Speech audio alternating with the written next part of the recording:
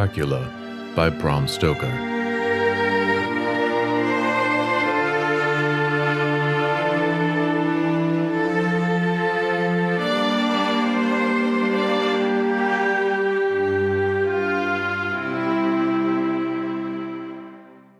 Chapter 1. Jonathan Harker's Journal. 3rd of May, Bistris. Left Munich at 8:35 p.m. on 1st of May, arriving at Vienna early the next morning. Should have arrived at 6:46, but the train was an hour late. Budapest seems a wonderful place, from the glimpse which I got of it from the train and the little I could walk through the streets. I fear to go very far from the station, as we had arrived late and would start as near the correct time as possible. The impression I had was that we were leaving the west and entering the east. The most western of splendid bridges over the Danube, which is here of noble width and depth, took us among the traditions of Turkish rule. We left in pretty good time and came after nightfall to Klausenburg. Here I stopped for the night at the Hotel Royal. I had for dinner, or rather supper, a chicken done up some way with red pepper, which was very good, but thirsty. Memo, get recipe for Mina. I asked the waiter, and he said it was called paprika Händel, and that, as it was a national dish, I should be able to get it anywhere along the Carpathians. I found my smattering of German very useful here indeed. I don't know how I should have been able to get on without it. Having had some time at my disposal when in London, I had visited the British Museum, and made search among the books and maps in the library regarding Transylvania. It had struck me that some foreknowledge of the country could hardly fail to have some importance in dealing with a nobleman of that country. I find that the district he named is in the extreme east of the country, just on the borders of 3 states, Transylvania, Moldavia, and Bukovina, in the midst of the Carpathian Mountains. One of the wildest and least known portions of Europe. I was not able to light on any map or work giving the exact locality of Castle Dracula, as there are no maps of this country as yet to compare with our own Ordnance Survey maps. But I found that Bistris, the post town named by Count Dracula, is a fairly well-known place. I shall enter here some of my notes, as they may refresh my memory when I talk over my travels with Mina. In the population of Transylvania there are 4 distinct nationalities: Saxons in the south, and mixed with them the Wallachs, who are the descendants of the Dacians, Magyars in the west, and Zekelis in the east and the north. I am going among the latter, who claim to be descended from Attila and the Huns. This may be so, for when the Magyars conquered the country in the 11th century, they found the Huns settled in it.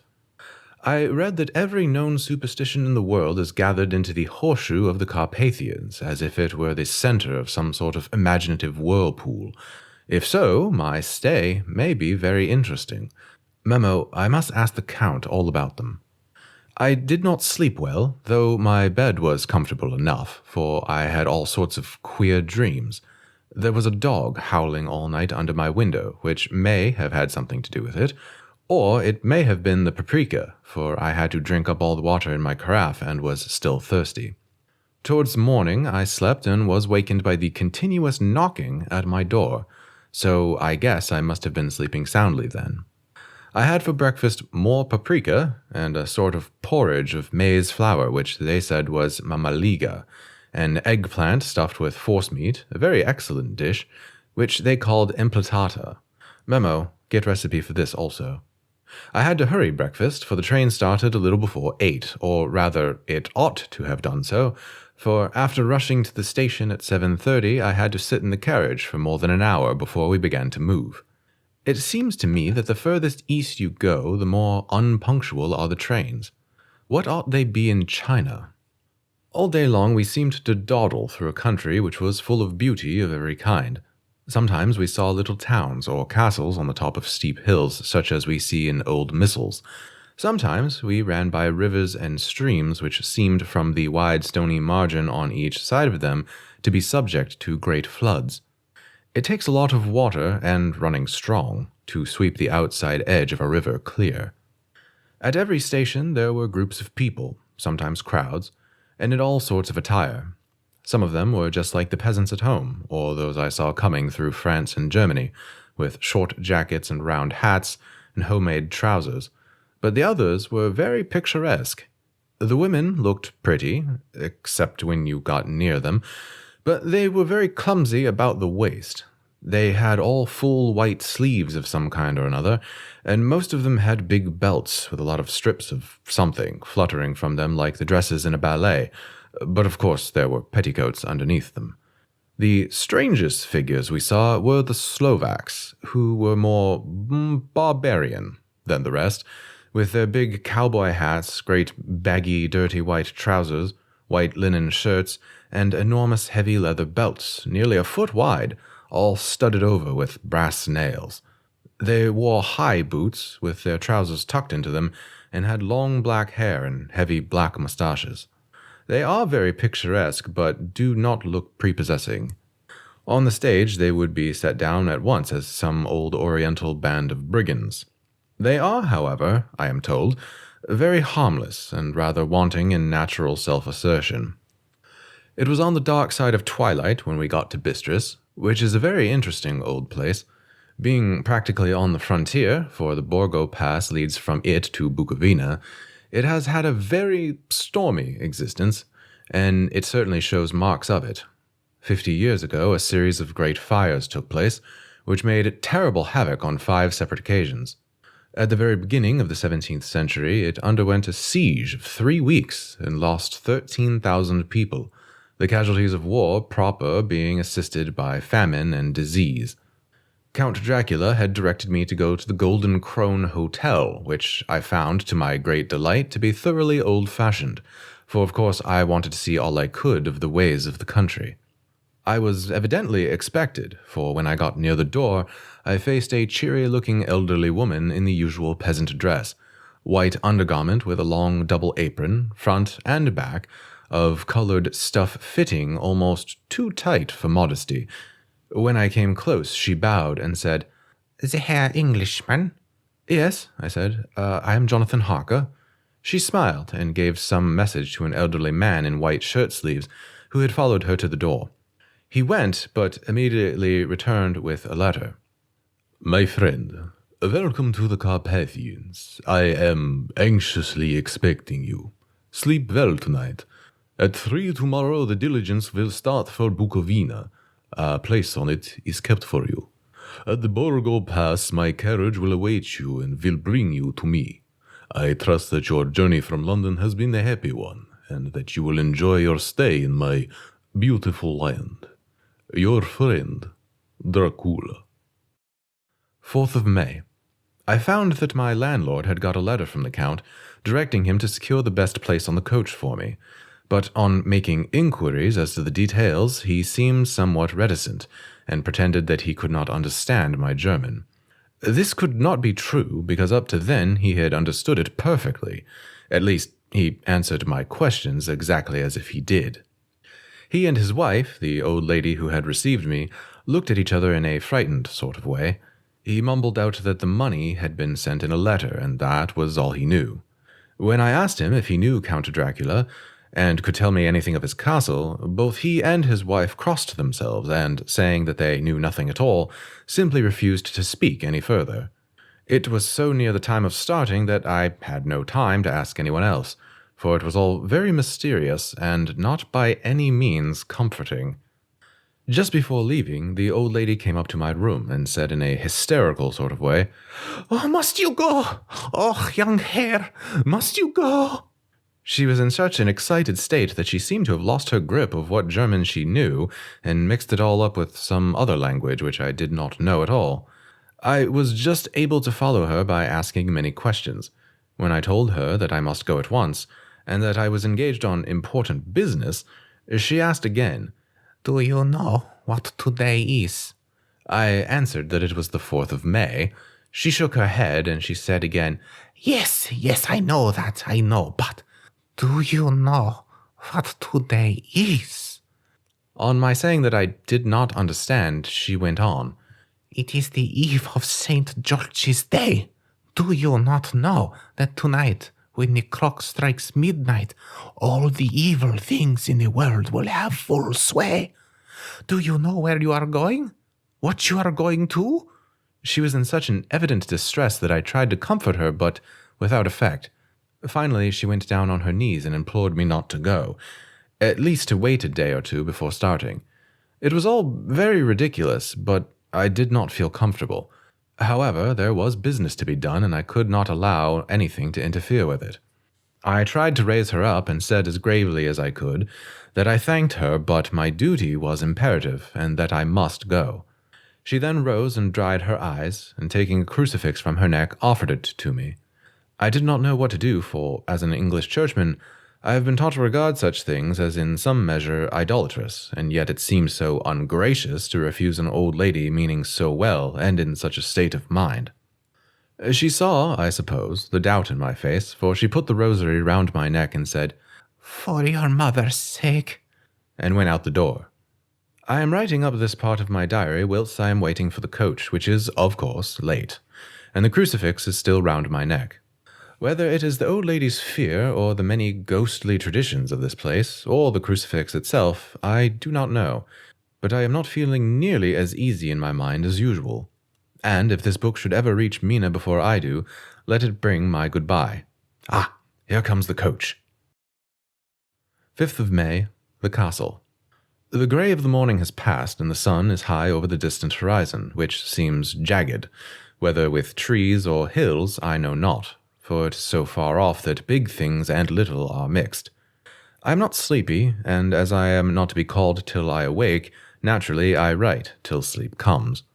There are many odd things to put down, and, lest who reads them may fancy that I dined too well before I left Bistris, let me put down my dinner exactly. I dined on what they called robber steak, bits of bacon, onion, and beef seasoned with red pepper, and strung on sticks, roasted over a fire, in the simple style of the London cat's meat. The wine was golden mediash, which produces a queer sting on the tongue, which is, however, not disagreeable. I had only a couple glasses of this, and nothing else. When I got on the coach, the driver had not taken his seat, and I saw him talking to the landlady. They were evidently talking of me, for every now and then they looked at me, and some of the people who were sitting on the bench outside the door came and listened, and then looked at me, most of them pityingly. I could hear a lot of words often repeated, queer words, for there were many nationalities in the crowd, so I quietly got my polyglot dictionary from my bag and looked them out. I must say that they were not cheering to me, for amongst them were Ordog, which is Satan, Pokol, hell, Stragoika, witch, Vrolok, and Vlakosluk. Both mean the same thing, one being Slovak and the other Serbian, for something that is either werewolf or vampire. Memo, I must ask the Count about these superstitions. When we started, the crowd round the inn door, which had by this time swelled to a considerable size, all made the sign of the cross and pointed 2 fingers towards me. With some difficulty, I got a fellow passenger to tell me what it is they meant. He would not answer at first, but on learning that I was English, he explained that it was a charm or a guard against the evil eye. This was not very pleasant for me, just starting for an unknown place to meet an unknown man, but everyone seemed so kind-hearted and so sorrowful and so sympathetic that I could not help but be touched. I shall never forget the last glimpse which I had of the inn-yard and its crowd of picturesque figures, all crossing themselves, as they stood round the wide archway, with its background of rich foliage of oleander and orange trees in green tubs clustered in the center of the yard. Then our driver, whose wide linen drawers covered the front of the box seat, a Goltza, they called them, cracked his big whip over his 4 small horses, which ran abreast, and we set off on our journey.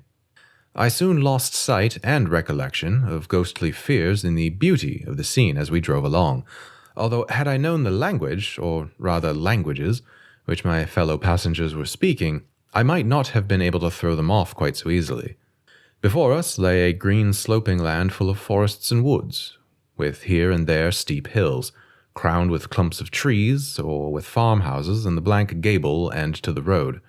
There was everywhere a bewildering mass of fruit blossom, apple, plum, pear, and cherry, and as we drove by I could see the green grass under the trees spangled with the fallen petals.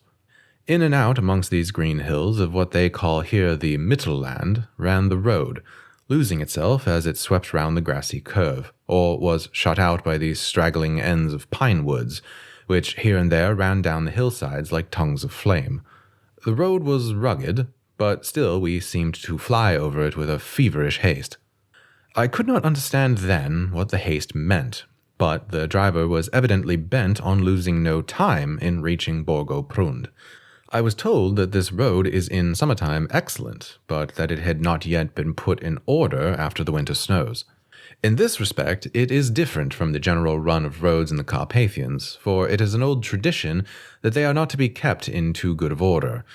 Of old, the hospodars would not repair them, lest the Turk should think that they were preparing to bring in foreign troops, and so hasten the war which was always really at loading point. Beyond the green swelling hills of the Mittelland rose mighty slopes of forest up to the lofty steeps of the Carpathians themselves. Right and left of us they towered, with the afternoon sun falling full upon them and bringing out all the glorious colors of this beautiful range, deep blue and purple in the shadows of the peaks, green and brown where grass and rock mingled, and an endless perspective of jagged rock and pointed crags, till these were themselves lost in the distance, where the snowy peaks rose grandly. Here and there seemed mighty rifts in the mountains, through which, as the sun began to sink, we saw now and again the white gleam of falling water. One of my companions touched my arm as we swept round the base of a hill and opened up the lofty, snow-covered peak of a mountain, which seemed, as we wound on our serpentine way, to be right before us. "Look, Istanzek, God's seat," and he crossed himself reverently. As we wound our endless way and the sun sank lower and lower behind us, the shadows of the evening began to creep around us. This was emphasized by the fact that the snowy mountain top still held the sunset, and seemed to glow out with a delicate, cool pink. Here and there we passed Czechs and Slovaks, all in picturesque attire, but I noticed that goiter was painfully prevalent. By the roadside were many crosses, and as we swept by, my companions all crossed themselves.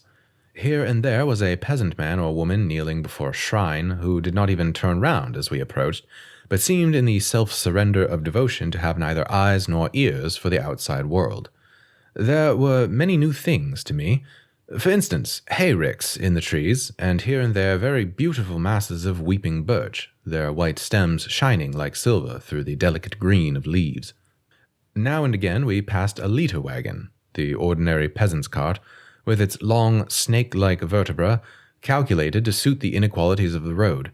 On this were sure to be seated quite a group of homecoming peasants, the Czechs with their white, and the Slovaks with their colored sheepskins, the latter carrying lance-fashion their long staves, with axe at end.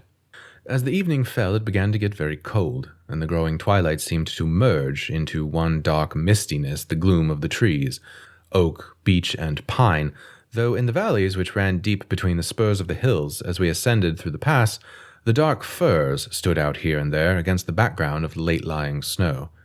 Sometimes, as the road was cut through the pine woods that seemed in the darkness to be closing down upon us, great masses of grayness, which here and there bestrewed the trees, produced a peculiarly weird and solemn effect, which carried on the thoughts and grim fancies engendered earlier in the evening, when the falling sunset threw into strange relief the ghost-like clouds which amongst the Carpathians seemed to wind ceaselessly through the valleys. Sometimes the hills were so steep that, despite our driver's haste, the horses could only go so slowly. I wished to get down and walk up them, as we do at home, but the driver would not hear of it. No, he said. "You must not walk here.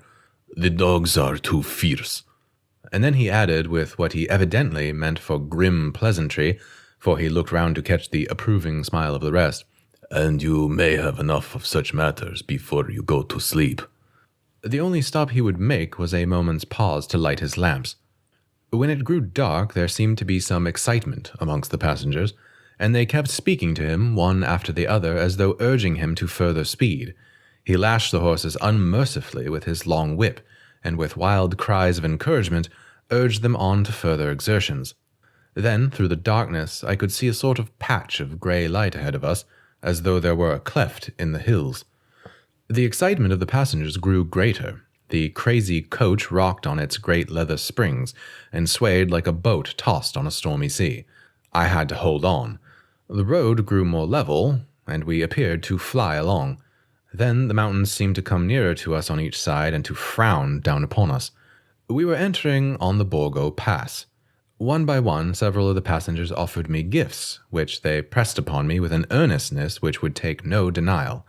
These were certainly of an odd and varied kind, but each was given in simple good faith, with a kindly word, a blessing, and that same strange mixture of fear-meaning movements which I had seen outside the hotel at Bistris, the sign of the cross and the guard against the evil eye.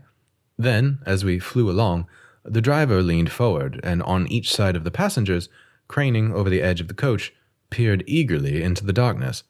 It was evident that something very exciting was either happening or expected, but though I asked each passenger, no one would give me the slightest explanation. This state of excitement kept on for some little time, and at last we saw before us the pass, opening out on the eastern side. There were dark, rolling clouds overhead, and in the air the heavy, oppressive sense of thunder. It seemed as though the mountain range had separated two atmospheres, and now we had got into the thunderous one. I was now myself looking out for the conveyance which was to take me to the Count. Each moment I expected to see the glare of lamps through the blackness, but all was dark. The only light was the flickering rays of our own lamps, in which the steam from our hard-driven horses rose in a white cloud. We could see now the sandy road lying white before us, but there was on it no sign of a vehicle. The passengers drew back with a sigh of gladness, which seemed to mock my own disappointment. I was already thinking what I had best do when the driver, looking at his watch, said to the others something which I could hardly hear. It was spoken so quietly and in so low a tone, I thought it was, "An hour less than the time." Then, turning to me, he spoke in German worse than my own. "There is no carriage here. The Herr is not expected after all. He will now come on to Bukovina and return tomorrow or the next day. Better the next day." Whilst he was speaking, the horses began to neigh and snort and plunge wildly, so that the driver had to hold them up. Then, amongst a chorus of screams from the peasants and a universal crossing of themselves, a caleche with 4 horses drove up behind us, overtook us, and drew up beside the coach. I could see from the flash of our lamps as the rays fell on them that the horses were coal-black and splendid animals. They were driven by a tall man with a long brown beard and a great black hat, which seemed to hide his face from us. I could only see the gleam of a pair of very bright eyes, which seemed red in the lamplight, as he turned to us. He said to the driver, "You are early tonight, my friend." The man stammered in reply, The English Herr was in a hurry." To which the stranger replied, "That is why, I suppose, you wished him to go on to Bukovina. You cannot deceive me, my friend. I know too much, and my horses are swift." As he spoke, he smiled, and the lamplight fell on a hard-looking mouth, with very red lips and sharp-looking teeth, as white as ivory. One of my companions whispered to another the line from Burger's Lenore, "Den die Toten reiten schnell," for the dead travel fast. The strange driver evidently heard the words, for he looked up with a gleaming smile. The passenger turned his face away, at the same time putting out his 2 fingers and crossing himself. "Give me the Herr's luggage." And with exceeding alacrity my bags were handed out and put in the caleche. Then I descended from the side of the coach, as the caleche was close alongside, the driver helping me with a hand which caught my arm in a grip of steel. His strength must have been prodigious. Without a word he shook his reins, the horses turned, and we swept into the darkness of the pass. As I looked back I saw the steam from the horses of the coach by the light of the lamps, and projected against it the figures of my late companions crossing themselves. Then the driver cracked his whip and called to his horses, and off they swept on their way to Bukovina. As they sank into the darkness I felt a strange chill and a lonely feeling come over me. But a cloak was thrown over my shoulders and a rug across my knees, and the driver said in excellent German, "The night is chill, Mynheer, and my master the Count bade me take all care of you. There is a flask of Slivovitz underneath the seat, if you should require it." I did not take any, but it was a comfort to know that it was there all the same. I felt a little strangely, and not a little frightened. I think, had there been any alternative, I should have taken it, instead of prosecuting that unknown night journey. The carriage went at a hard pace straight along, and then we made a complete turn and went along another straight road. It seemed to me that we were simply going over and over the same ground again, and so I took note of some salient point and found that this was so. I would have liked to have asked the driver what this all meant, but I really feared to do so, for I thought that, placed as I was, any protest would have had no effect in case there had been an intention to delay. By and by, however, as I was curious to know how time was passing, I struck a match, and by its flame looked at my watch. It was within a few minutes of midnight. This gave me a sort of shock, for I suppose the general superstition about midnight was increased by my recent experiences. I waited with a sick feeling of suspense. Then a dog began to howl somewhere in a farmhouse far down the road, a long, agonized wailing, as if from fear. The sound was taken up by another dog, and then another and another, till, borne on the wind which was now sighing softly through the pass, a wild howling began, which seemed to come from all over the country, as far as the imagination could grasp it through the gloom of the night. At the first howl, the horses began to strain and rear, but the driver spoke to them soothingly, and they quieted down, but shivered and sweated as though after a runaway from a sudden fright. Then, far off in the distance, from the mountains on each side of us, began a louder and sharper howling, that of wolves, which affected both the horses and myself in much the same way. For I was minded to jump from the caleche and run, whilst they reared again and plunged madly, so that the driver had to use all his great strength to keep them from bolting. In a few minutes, however, my own ears got accustomed to the sound, and the horses so far became quiet that the driver was able to descend and to stand before them. He petted and soothed them, and whispered something in their ears, as I have heard of horse-tamers doing, and with extraordinary effect, for under his caresses they became quite manageable again, though they still trembled. The driver again took his seat, and shaking his reins, started off at a great pace. This time, after going to the far side of the pass, he suddenly turned down a narrow roadway which ran sharply to the right. Soon we were hemmed in with trees, which in places arched right over the roadway till we passed as through a tunnel. And again great frowning rocks guarded us boldly on either side. Though we were in shelter, we could hear the rising wind, for it moaned and whistled through the rocks, and the branches of the trees crashed together as we swept along. It grew colder and colder still, and fine, powdery snow began to fall, so that soon we and all around us were covered with a white blanket. The keen wind still carried the howling of the dogs, though this grew fainter as we went on our way.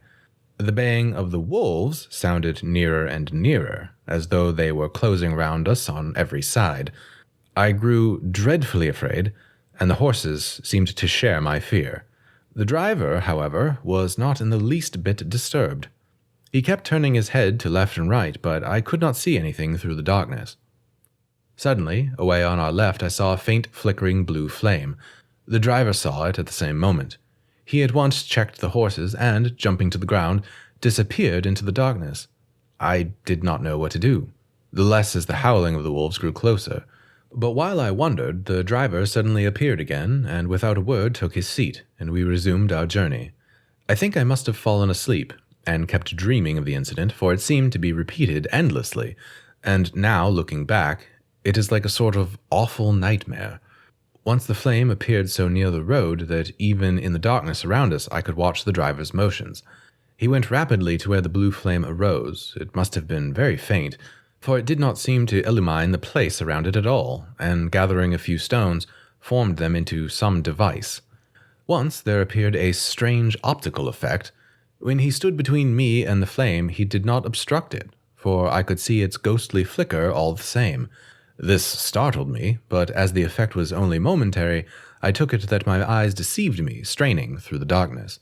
Then for a time there were no blue flames, and we sped onwards through the gloom, with the howling of the wolves around us as though they were following in a moving circle.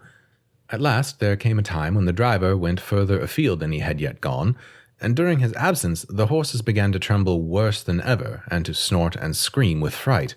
I could not see any cause for it, for the howling of the wolves had ceased altogether. But just then the moon, sailing through the black clouds, appeared behind the jagged crest of a beetling pine-clad rock, and by its light I saw around us a ring of wolves, with white teeth and lolling red tongues, with long, sinewy limbs and shaggy hair. They were 100 times more terrible in the grim silence which held them than even when they howled. For myself, I felt a sort of paralysis of fear.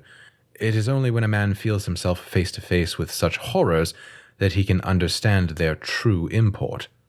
All at once the wolves began to howl as though the moonlight had had some peculiar effect on them.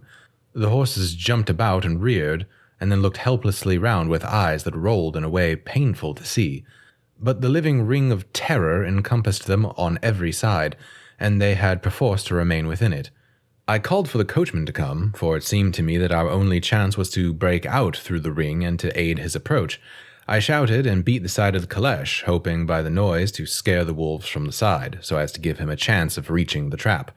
How he came there, I know not, but I heard his voice raised in a tone of imperious command, and looking towards the sound, saw him stand in the roadway. As he swept his long arms as though brushing aside some impalpable obstacle, the wolves fell back and back further still. Just then, a heavy cloud passed across the face of the moon, so that we were again in darkness. When I could see again, the driver was climbing into the caleche, and the wolves disappeared. This was all so strange and uncanny that a dreadful fear came upon me, and I was afraid to speak or move.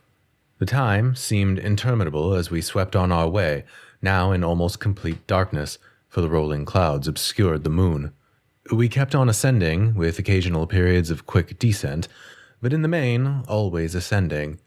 Suddenly, I became conscious of the fact that the driver was in the act of pulling up the horses in the courtyard of a vast ruined castle, from whose tall black windows came no ray of light, and whose broken battlements showed a jagged line against the sky.